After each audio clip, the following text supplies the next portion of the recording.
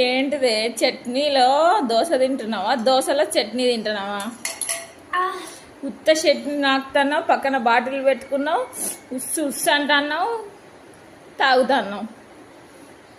బాగుందా చట్నీ? ఎట్లుంది అంటుంది, తింటుంది.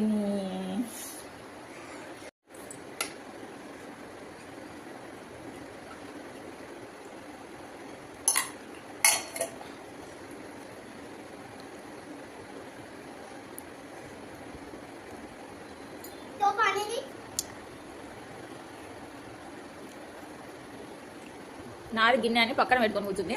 మొత్తానికి అయితే గిన్నె కూడా ఊడ్చేసింది చూడు.